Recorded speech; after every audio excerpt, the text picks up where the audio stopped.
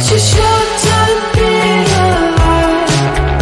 All this hardship and convenience makes it so hard to make sense.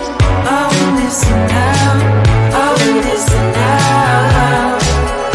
And I know it's just a matter of time before we tumble across the borderline. We can't go forward and we can't rewind. I want this now, I want this now.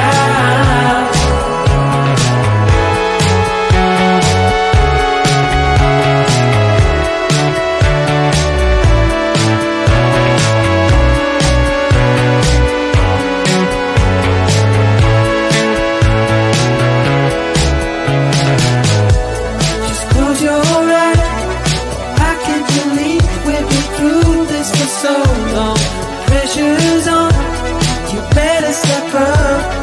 Probably stop writing the stupid song. Just close your eyes and you'll be fine. Such a short time to be alive.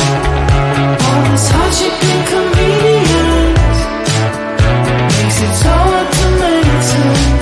I want this now, I want this now. And I know it's just a matter of time before we tumble across the borderline. We can't go forward and we can't rewind. I want this now, I want this now.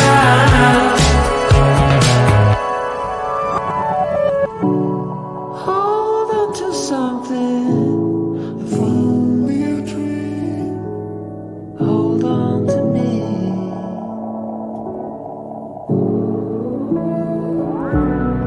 Better than nothing. How it really may seem. I'm gonna hold on. Hold on to you.